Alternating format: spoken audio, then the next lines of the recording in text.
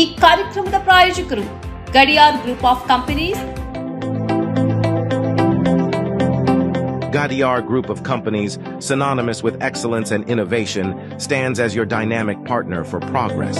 Gadiar Group ensures safety as guardians in firefighting and builds vibrant communities in real estate. Building tomorrow, today.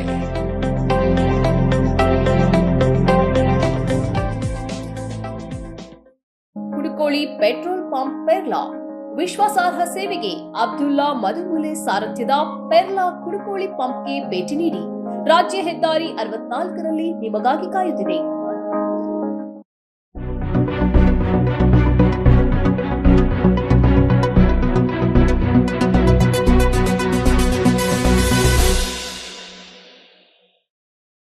ವೀಕ್ಷಕರೇ, ಸನ್ಮಾರ್ಗ ಸುದ್ದಿ ಸಂಚಯಕ್ಕೆ ಸ್ವಾಗತ. ನಾನು RA Lohani. Gruhalakshmi ಯೋಜನೆಯ ಫಲಾನುಭವಿಗಳು ರಾಜ್ಯದಲ್ಲಿ ಸುದ್ದಿಯಲ್ಲಿದ್ದಾರೆ. ಮೊನ್ನೆ ಅಜ್ಜಿಯೊಬ್ಬರು ತಾವು ಕೂಡಿಟ್ಟ ಗೃಹಲಕ್ಷ್ಮಿ ಯೋಜನೆಯ ಹಣದಲ್ಲಿ ಊರಿಗೆ ಹೋಳಿಗೆ ಊಟ ಹಾಕಿಸಿ ಸುದ್ದಿಯಾಗಿದ್ದರು. ಇದೀಗ ಗೃಹಲಕ್ಷ್ಮಿ ಯೋಜನೆಯ ಹಣ ಕೂಡಿಟ್ಟು ಸೊಸೆಗೆ ಅತ್ತೆಯೊಬ್ಬರು ಫ್ಯಾನ್ಸಿ ಸ್ಟೋರ್ ಹಾಕಿಸಿಕೊಟ್ಟಿದ್ದಾರೆ. ಇದು ಮಾಜಿ CM ಬೊಮ್ಮಾಯಿಯವರ ತವರಿನಲ್ಲಿ ನಡೆದಿರುವುದು ಎಲ್ಲರ ಗಮನ ಸೆಳೆದಿದೆ. ಮಾತ್ರ ಅಲ್ಲ, CM ಸಿದ್ದರಾಮಯ್ಯನವರ ವರ್ಚಸ್ಸನ್ನು ಕೂಡ ಹೆಚ್ಚಿಸಿದೆ. ಗೃಹಲಕ್ಷ್ಮಿ ಯೋಜನೆಯನ್ನ ಸಿದ್ದರಾಮಯ್ಯ ಸರ್ಕಾರ ಜಾರಿಗೆ ತಂದಾಗ ಬಿಜೆಪಿ ತಗಾದೆ ಎತ್ತಿತ್ತು. ಅತ್ತೆ ಸೊಸೆ ಇದ್ದರೆ ಗೃಹಲಕ್ಷ್ಮಿ ಹಣ ಯಾರಿಗೆ ಸಂದಾಯವಾಗುತ್ತೆ ಎಂದು ಅದು ಪ್ರಶ್ನಿಸಿತ್ತು. ಗೃಹಲಕ್ಷ್ಮಿ ಹಣದಿಂದ ಅತ್ತೆ ಸೊಸೆ ಜೊತೆಗೆ ಕಾದಾಡುತ್ತಾರೆ ಎಂದೆಲ್ಲ ಬಿಜೆಪಿಯವರು ಗುಲ್ಲೆಬ್ಬಿಸಿದ್ದರು. ಆದರೆ ಇದೀಗ ಅದಕ್ಕೆ ಮಾಜಿ ಮುಖ್ಯಮಂತ್ರಿ ಬಸವರಾಜ ಬೊಮ್ಮಾಯಿ ಅವರ ಜಿಲ್ಲೆಯ ಶಿಗ್ಗಾವಿಯಿಂದಲೇ ಅತ್ತೆ ಸೊಸೆ ಜೋಡಿ ಉತ್ತರ ನೀಡಿದೆ. ಗೃಹಲಕ್ಷ್ಮಿ ಹಣದಲ್ಲಿ 1 ಪೈಸೆಯನ್ನು ಪೋಲು ಮಾಡದೆ ಅತ್ತೆಯೇ ಕಳೆದ 10 ತಿಂಗಳಿನಿಂದ 20,000 ಹಣ ಸಂಗ್ರಹಿಸಿ ಸೊಸೆಯ ಕೈಗೆ ಕೊಟ್ಟಿದ್ದಾರೆ. ಮಾತ್ರವಲ್ಲ, ಈ ಹಣದಲ್ಲಿ ಸೊಸೆ ಫ್ಯಾನ್ಸಿ ಸ್ಟೋರ್ ಆರಂಭಿಸಿದ್ದಾರೆ. ಈ ಅತ್ತೆಯ ಹೆಸರು ದಾಕ್ಷಾಯಿಣಿ, ನೀಲಗಿರಿ ಗ್ರಾಮದವರು. ಸೊಸೆಯ ಹೆಸರು ಕುಮಾರಿ ಶಿವನ್ಗೌಡ್ ಪಾಟೀಲ್. ಇವರು ಮನೆಯಲ್ಲೇ ಫ್ಯಾನ್ಸಿ ಸ್ಟೋರ್ ಇಟ್ಕೊಂಡಿದ್ದಾರೆ. ಇದೀಗ ಅತ್ತೆಯ ಕಾರ್ಯವನ್ನ ಗ್ರಾಮಸ್ಥರು ಶ್ಲಾಘಿಸಿದ್ದಾರೆ. ಸಚಿವ KJ ಜಾರ್ಜ್ ಇವರಿಗೆ ಬಿಗ್ ರಿಲೀಫ್ ಸಿಕ್ಕಿದೆ. DYSP MK ಗಣಪತಿ ಆತ್ಮಹತ್ಯೆ ಪ್ರಕರಣದಲ್ಲಿ ಸಚಿವ KJ ಜಾರ್ಜ್ ರವರ ಪಾತ್ರ ಇಲ್ಲ ಎಂದು ಕರ್ನಾಟಕ ಹೈಕೋರ್ಟ್ ನೀಡಿದ ಆದೇಶವನ್ನು ಈಗ ಸುಪ್ರೀಂ ಕೋರ್ಟ್ ಎತ್ತಿ ಹಿಡಿದಿದೆ. ಗಣಪತಿ ಆತ್ಮಹತ್ಯೆ ಪ್ರಕರಣದಲ್ಲಿ KJ ಜಾರ್ಜ್ ರ ಪಾತ್ರವಿಲ್ಲ ಎಂದು ತನಿಖಾ ವರದಿಯಲ್ಲಿ ಹೇಳಿದ್ದವು. ಬಳಿಕ ಹೈಕೋರ್ಟ್ ಸಹ ಜಾರ್ಜ್ ಅವರ ಪಾತ್ರವಿಲ್ಲ ಎಂದು ತೀರ್ಪು ನೀಡಿತ್ತು. ಇದನ್ನು ಪ್ರಶ್ನಿಸಿ ಮೃತ ಗಣಪತಿಯವರ ಸಹೋದರಿ ಸಬೀತಾ ಸುಪ್ರೀಂ ಕೋರ್ಟ್ ಮೆಟ್ಟಿಲೇರಿದ್ದರು. ಇಂದು ಈ ಅರ್ಜಿ ವಿಚಾರಣೆ ನಡೆಸಿದ ನ್ಯಾಯಮೂರ್ತಿ ಬೇಲಾ ಎಂ ತ್ರಿವೇದಿ ನೇತೃತ್ವದ ದ್ವಿಸದಸ್ಯ ಪೀಠ ಹೈಕೋರ್ಟ್ನ ಆದೇಶವನ್ನು ಎತ್ತಿ ಹಿಡಿದಿದೆ. ಇದರೊಂದಿಗೆ ಸಬೀತಾ ಸಲ್ಲಿಸಿದ್ದ ಅರ್ಜಿಯನ್ನು ವಜಾ ಮಾಡಿದೆ. ಈ ಪ್ರಕರಣಕ್ಕೆ ಸಂಬಂಧಿಸಿದಂತೆ ಈ ಹಿಂದೆ ತನಿಖೆ ನಡೆಸಿದ್ದ CBI CID ತನಿಖಾ ತಂಡಗಳು ಬಿ ರಿಪೋರ್ಟ್ ಸಲ್ಲಿಸಿದ್ದವು. ಮೂಲತಃ ಕೊಡಗಿನ ಗಣಪತಿ ಮಂಗಳೂರು IGP ಕಚೇರಿಯಲ್ಲಿ DYSP ಆಗಿದ್ದರು. 2016 ಜುಲೈ 7ರಂದು ಮಡಿಕೇರಿಯ ವಿನಾಯಕ ಲಾಡ್ಜ್ನ ಕೊಠಡಿ ಸಂಖ್ಯೆ 315ರಲ್ಲಿ ಅವರು ಆತ್ಮಹತ್ಯೆ ಮಾಡಿಕೊಂಡಿದ್ದರು. ಆತ್ಮಹತ್ಯೆಗೆ ಶರಣಾಗುವ ಮುನ್ನ ಕೊಡಗಿನ ಖಾಸಗಿ ಸುದ್ದಿವಾಹಿನಿಗೆ ಸಂದರ್ಶನ ನೀಡಿದ್ದ ಗಣಪತಿ ಅಂದಿನ ಗೃಹ ಸಚಿವ KJ ಜಾರ್ಜ್ ಹಾಗೂ IPS ಅಧಿಕಾರಿಗಳಾದ ಪ್ರಣವ್ ಮೊಹಂತಿ ಹಾಗೂ AM ಪ್ರಸಾದ್ ತಮಗೆ ಕಿರುಕುಳ ನೀಡುತ್ತಿದ್ದಾರೆ ಎಂದು ಆರೋಪಿಸಿ ನನ್ನ ಸಾವಿಗೆ ಈ ಮೂವರೇ ಕಾರಣ ಎಂದು ಅವರು ಹೇಳಿದರು. ನಟ ಮತ್ತು ಕೇಂದ್ರ ಸಚಿವ ಸುರೇಶ್ ಗೋಪಿಯವರು ಮತ್ತೊಮ್ಮೆ ಮಾಧ್ಯಮದವರ ವಿರುದ್ಧ ಹರಿಹಾಯ್ದಿದ್ದಾರೆ. ಪತ್ರಕರ್ತರನ್ನು ತಳ್ಳಿದ್ದಲ್ಲದೆ ಮೈಕ್ ಅನ್ನು ದೂರ ಎಸೆದಿದ್ದಾರೆ. ಹೇಮಾ ಕಮಿಟಿ ವರದಿಗೆ ಸಂಬಂಧಿಸಿದ ಪ್ರಶ್ನೆಗೆ ಅವರು ಈ ರೀತಿ ರೌದ್ರಾವತಾರ ತಾಳಿದ್ದಾರೆ. ಈ ಹಿಂದೆ ಮೀಡಿಯಾ ಒನ್ ಪತ್ರಕರ್ತೆಯ ಜೊತೆ ಅನುಚಿತವಾಗಿ ವರ್ತಿಸಿ ಕೇಸು ಹಾಕಿಸಿಕೊಂಡಿದ್ದರು. ಇದಕ್ಕಿಂತ ಮೊದಲು ಸುರೇಶ್ ಗೋಪಿ ಅವರ ಜೊತೆ ಹೇಮಾ ಸಮಿತಿಯ ವರದಿಯ ಬಗ್ಗೆ ಪ್ರಶ್ನಿಸಲಾಗಿತ್ತು. ದೊಡ್ಡದೊಂದು ವ್ಯವಸ್ಥೆಯನ್ನು ನಾಶ ಮಾಡಲು ಮಾಧ್ಯಮಗಳು ಪ್ರಯತ್ನಿಸುತ್ತಿವೆ. ನಿಮ್ಮದು ಹಣ ಮಾಡುವ ಉದ್ದೇಶ, ತೊಂದರೆ ಇಲ್ಲ ಎಂದವರು ಕಾರವಾಗಿ ಉತ್ತರಿಸಿದ್ದರು. ಅವರು ಅಮ್ಮ ಎಂಬ ಸಿನಿಮಾ ಸಂಘಟನೆಯ ಕುರಿತಂತೆ ಈ ಮಾತನ್ನ ಹೇಳಿದ್ದರು. ಅದನ್ನ ಈ ಪತ್ರಕರ್ತರು ಸೇರಿ ನಾಶ ಮಾಡ್ತಾ ಇದ್ದಾರೆ ಎಂಬಂತೆ ಅವರು ಹೇಳಿದ್ದರು. ಆದರೆ ಸುರೇಶ್ ಗೋಪಿ ಅವರ ಮಾತನ್ನ ಅವರದೇ ಪಕ್ಷದ ಅಧ್ಯಕ್ಷ ಕೆ ಸುರೇಂದ್ರನ್ ವಿರೋಧಿಸಿದ್ದರು. ಅವರು ಪಕ್ಷದ ಧೋರಣೆಯನ್ನ ಪ್ರತಿನಿಧಿಸುತ್ತಿಲ್ಲ ಎಂದು ಹೇಳಿದ್ದರು. CPM ಪಕ್ಷದ ಶಾಸಕ ಮುಖೇಶ್ ಅವರ ವಿರುದ್ಧ ನಟಿ ಹೊರಿಸಿದ ಆರೋಪದ ಹಿನ್ನೆಲೆಯಲ್ಲಿ ಸುರೇಶ್ ಗೋಪಿಯಲ್ಲಿ ಪ್ರಶ್ನೆ ಕೇಳಲಾಗಿತ್ತು. ಅವರು ರಾಜೀನಾಮೆ ನೀಡಬೇಕೇ ಎಂದು ಪ್ರಶ್ನಿಸಲಾಗಿತ್ತು. ಅದಕ್ಕೆ ಸುರೇಶ್ ಗೋಪಿ ಸಿಟ್ಟಾಗಿದ್ದರು. ಆದರೆ ಬಿಜೆಪಿಯ ನಿಲುವು ಸುರೇಶ್ ಗೋಪಿಯದ್ದಲ್ಲ ಮತ್ತು ಆ ಶಾಸಕ ರಾಜೀನಾಮೆ ನೀಡಬೇಕು ಎಂಬುದು ಬಿಜೆಪಿಯ ಬಯಕೆಯಾಗಿದೆ ಎಂದು ಬಿಜೆಪಿ ಅಧ್ಯಕ್ಷರು ಹೇಳಿದ್ದಾರೆ.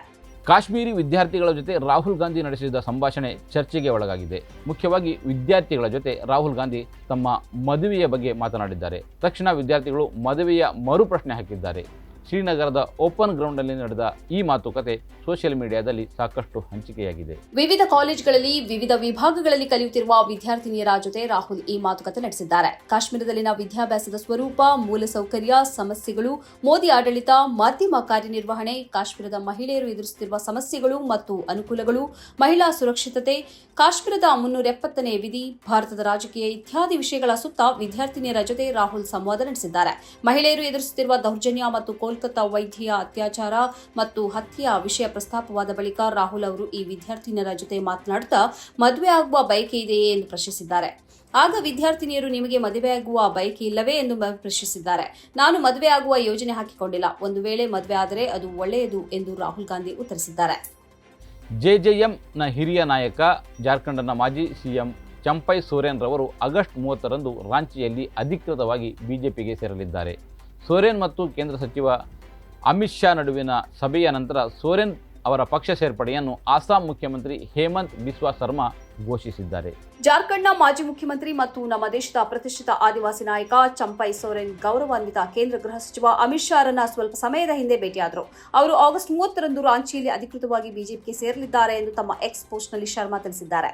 ಜಾರ್ಖಂಡ್ ಮುಕ್ತಿ ಮೋರ್ಚಾ ನಾಯಕರು ಮತ್ತು ಮುಖ್ಯಮಂತ್ರಿ ಹೇಮಂತ್ ಸೋರೆನ್ ನಾಯಕತ್ವವು ತಮ್ಮನ್ನು ಅವಮಾನಿಸುತ್ತಿದೆ ಎಂದು ಆರೋಪಿಸಿರುವ ಚಂಪೈ ಶೀಘ್ರದಲ್ಲೇ ತಮ್ಮ ಮುಂದಿನ ರಾಜಕೀಯ ಹಾದಿಯನ್ನು ನಿರ್ಧರಿಸುವುದಾಗಿ ಕಳೆದ ವಾರ ಹೇಳಿದ್ದರು. ಕೋಲ್ಕತ್ತಾ ವೈದ್ಯೆಯನ್ನು ಅತ್ಯಾಚಾರ ಮಾಡಿ ಹತ್ಯೆಗೈದ ಆರೋಪಿ ಆ ದಿನ ಉನ್ನತ ಪೊಲೀಸ್ ಅಧಿಕಾರಿಯ ಬೈಕನ್ನು ಬಳಸಿದ್ದ ಎನ್ನುವುದು ಬಹಿರಂಗವಾಗಿದೆ.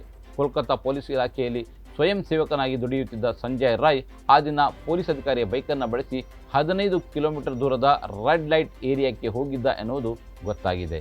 ಇದೀಗ ಈ ಬೈಕ್ ಅನ್ನ ಸಿಬಿಐ ವಶಪಡಿಸಿಕೊಂಡಿದೆ. ಸಂಜಯ್ ತನ್ನನ್ನ ಪೊಲೀಸ್ ಎಂದು ಹೇಳಿಕೊಂಡು ಎಲ್ಲರನ್ನ ಬೆದರಿಸುತ್ತಿದ್ದ. ಈ ಕಾರ್ ಪೊಲೀಸ್ ಅಧಿಕಾರಿಯ ಹೆಸರಿನಲ್ಲಿ ನೋಂದಣಿಯಾಗಿದೆ. ಆಗಸ್ಟ್ 9ರ ಘಟನೆಯ ನಂತರ ಸಿಸಿಟಿವಿ ದೃಶ್ಯಗಳ ಆಧಾರದ ಮೇಲೆ ಕೋಲ್ಕತ್ತಾ ಪೊಲೀಸರು ಈತನನ್ನ ಬಂಧಿಸಿದ್ದರು. ಆರ್ಜೆ ಕಾರ್ ಆಸ್ಪತ್ರೆಯ ಸೆಮಿನಾರ್ ಹಾಲ್ನಲ್ಲಿ ಮಹಿಳಾ ವೈದ್ಯೆಯನ್ನ ಅತ್ಯಾಚಾರ ಮಾಡಿ ಹತ್ಯೆ ಮಾಡಿದ ಆರೋಪ ಈತನ ಮೇಲಿದೆ. ಇಸ್ರೇಲ್ ಮತ್ತು ಗಾಜಾದ ನಡುವಿನ ಸಂಘರ್ಷ ಇದೀಗ ಆ ವಲಯದ ಇತರ ರಾಷ್ಟ್ರಗಳಿಗೆ ಹರಡುವ ಭೀತಿ ಇರುವಂತೆಯೇ ಭಾರತದಲ್ಲಿರುವ ಫೆಲೆಸ್ತೀನ್ ರಾಯಭಾರಿಯನ್ನ ವಿರೋಧ ಪಕ್ಷಗಳ ನಾಯಕರು ಭೇಟಿಯಾಗಿದ್ದಾರೆ. ಮಾತ್ರವಲ್ಲ, ಫೆಲೆಸ್ತೀನ್ ವಿರುದ್ಧ ಇಸ್ರೇಲ್ ನಡೆಸುತ್ತಿರುವ ಅಮಾನುಷ ದಾಳಿಯ ವಿರುದ್ಧ ಜಂಟಿ ಹೇಳಿಕೆ ನೀಡಿದ್ದಾರೆ. ಆದರೆ ಈ ನಿಯೋಗದಲ್ಲಿ ಬಿಜೆಪಿ ಸೇರಿಕೊಂಡಿಲ್ಲ. ನಿಯೋಗದಲ್ಲಿ ಕಾಂಗ್ರೆಸ್, ಸಮಾಜವಾದಿ ಪಕ್ಷ, ಆಮ್ ಆದ್ಮಿ ಪಾರ್ಟಿ ಮತ್ತು ಜೆಡಿಎಸ್ ಪ್ರತಿನಿಧಿಗಳು ಇದ್ದರು. ಇವರೆಲ್ಲ ಜಂಟಿ ಹೇಳಿಕೆ ನೀಡಿದ್ದಾರೆ. ಮಾತ್ರ ಅಲ್ಲ, ತಕ್ಷಣ ಕದನ ವಿರಾಮ ಏರ್ಪಡಬೇಕು ಎಂದು ಆಗ್ರಹಿಸಿದ್ದಾರೆ. ಹಾಗೆಯೇ ಫೆಲೆಸ್ತೀನಿನ ಸಾರ್ವಭೌಮತೆ ಮತ್ತು ಸ್ವತಂತ್ರ ರಾಷ್ಟ್ರದ ಬೇಡಿಕೆಗೆ ಮಹಾತ್ಮ ಗಾಂಧಿ ಮತ್ತು ಅಟಲ್ ಬಿಹಾರಿ ವಾಜಪೇಯಿ ನೀಡಿರುವ ಬೆಂಬಲವನ್ನು ಕೂಡ ಈ ಹೇಳಿಕೆಯಲ್ಲಿ ಸ್ಮರಿಸಲಾಗಿದೆ. ಫೆಲೆಸ್ತೀನ್ನ ಮಸ್ಜಿದುಲ್ ಅಕ್ಸಾದಲ್ಲಿ ಯಹೂದಿ ಮಂದಿರವನ್ನು ನಿರ್ಮಿಸಬೇಕು ಎಂದು ಇಸ್ರೇಲ್ನ ರಕ್ಷಣಾ ಸಚಿವ ಇತ್ಮಾರ್ ಬೆನ್ ಗೀವರ್ ರವರು ಹೇಳಿರುವುದು ಭಾರೀ ಆಕ್ರೋಶಕ್ಕೆ ಕಾರಣವಾಗಿದೆ. ಸೌದಿ ಅರೇಬಿಯಾ ಈ ಹೇಳಿಕೆಯನ್ನು ಪ್ರಬಲವಾಗಿ ವಿರೋಧಿಸಿದೆ. ಇಸ್ರೇಲ್ ರಕ್ಷಣಾ ಸಚಿವರ ಈ ಹೇಳಿಕೆ ಪ್ರಚೋದನಕಾರಿ ಮತ್ತು ಅತ್ಯಂತ ಉಗ್ರವಾದ ಸ್ವರೂಪದ್ದಾಗಿದೆ. ಈ ಹೇಳಿಕೆಯು ವಲಯದ ಸುರಕ್ಷತೆಗೆ ಅಪಾಯಕಾರಿಯಾಗಿದೆ ಎಂದು ಸೌದಿ ಅರೇಬಿಯಾ ಹೇಳಿದೆ.